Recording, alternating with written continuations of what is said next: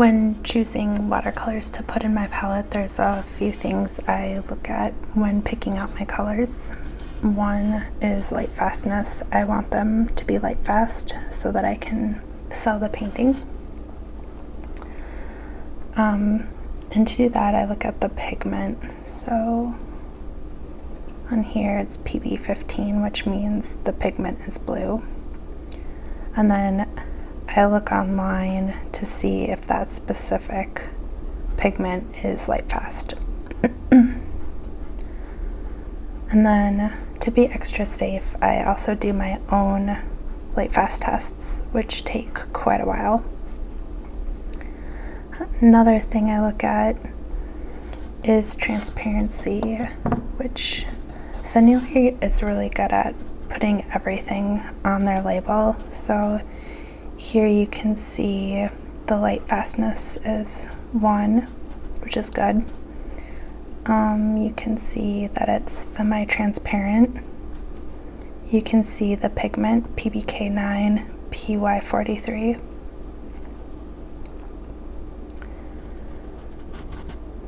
And I like that they put all that information right there. If you look at Winsor & Newton, it is PB35, light fastness 1, and it's semi-transparent.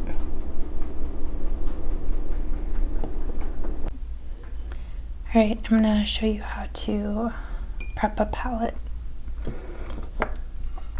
So first we need to prep this down because, as you can see, when we add water, it beads, which is, it's frowned upon, but I personally don't care. But I'll show you how to fix that so the water doesn't bead, because we want the water to pool in one area. But that won't happen with this palette without prepping it first. And you can tell that it's super shiny, and that's why it's pooling, so we want to, or beading, so that's why we're gonna sand it down a little bit to make it less shiny.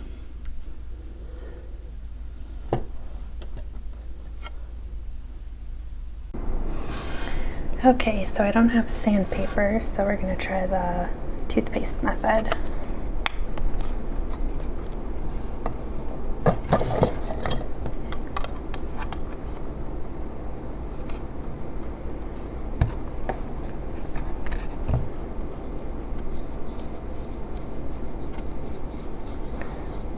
Which you just are supposed to rub toothpaste all over the palette, and it'll get rid of some of that top layer. So I've never done this because I'm honestly too lazy and can't be bothered, but we'll see if this works. Alright, so I'm gonna go rinse this off. Alright, well, it seems a little less glossy. We'll just put some water on it, see if it beads up.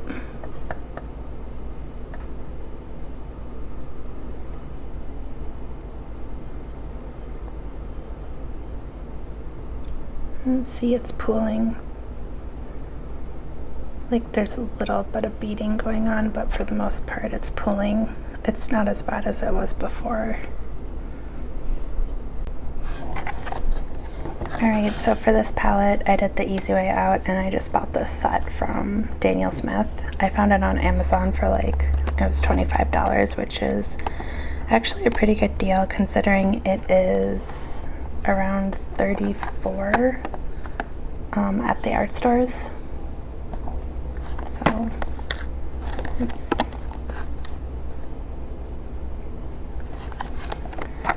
And it's a nice little set. It has 6 colors for mixing. And then it has watercolor ground, which I've never used.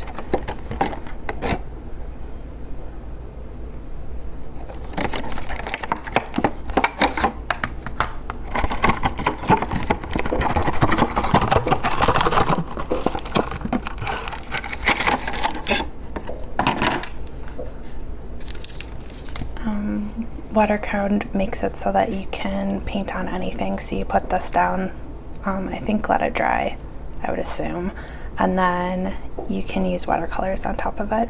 So it works on all sorts of surfaces.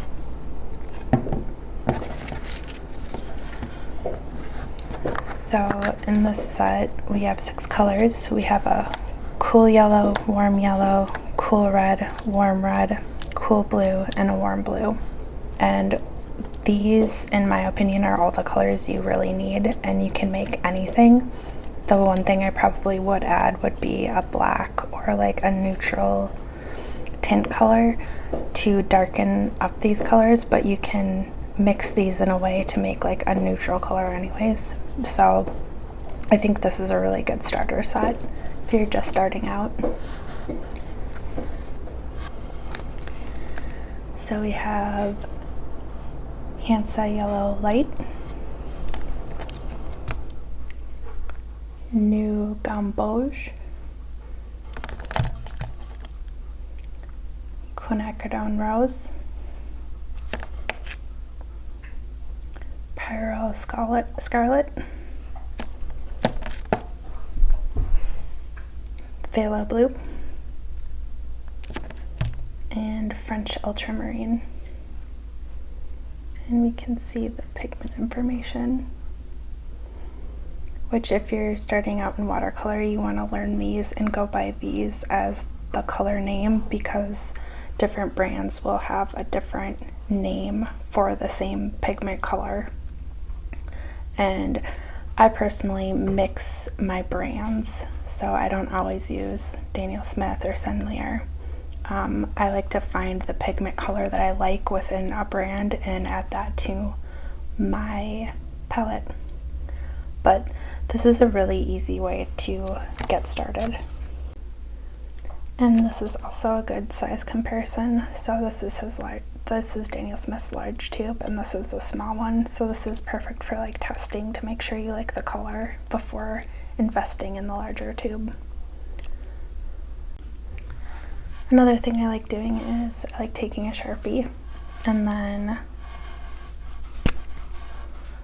labeling the brand.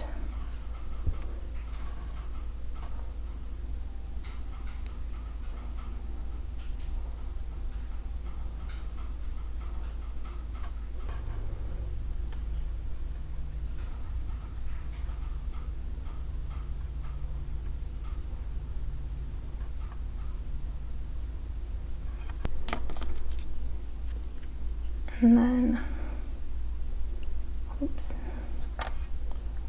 we can fill it.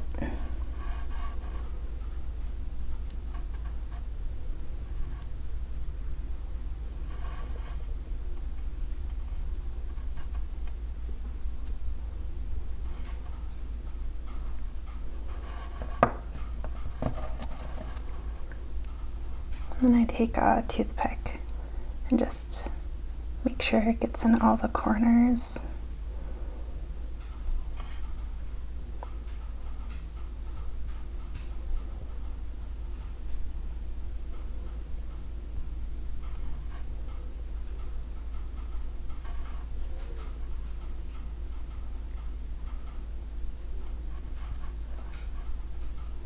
I want to make sure all the air bubbles are out.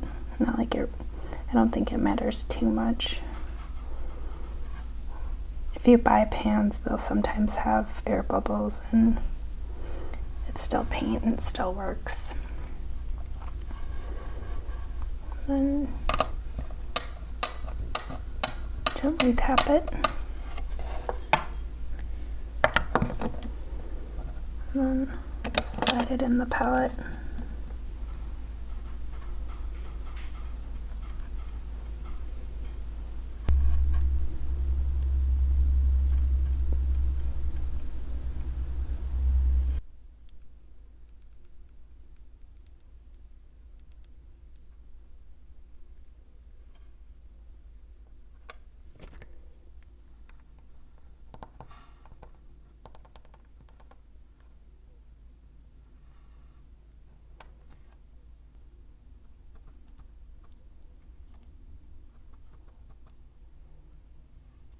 Now we have our pants filled, and I just lightly close the lid so we don't get dust particles or anything in here.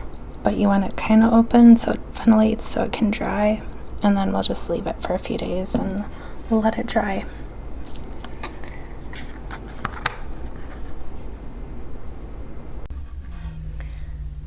Okay, now I'm gonna make a little insert for swatches,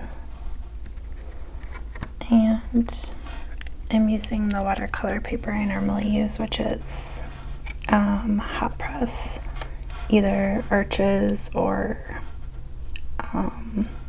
Winsor & Newton.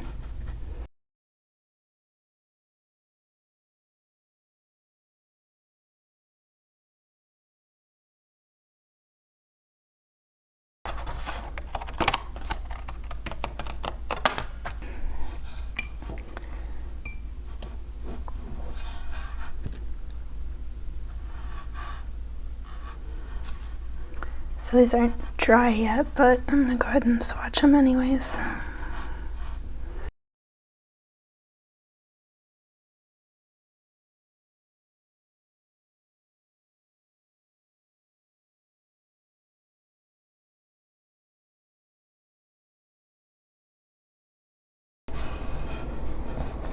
And the nice thing about this little palette too is that we have room to add in 1, 2, 3, 4, 5, 6 more colors. So you could do like 4 convenience colors, a neutral tint, or a black, or whatever you would like to add in. So like maybe some purple, greens, and some earth tones. And then you have a nice little palette that's ready to go. Small, and it'd be good for travel and just to keep at home. You don't really need anything more than this. So hopefully this helps you set up a palette for yourself, and let me know if you have any questions. Thanks.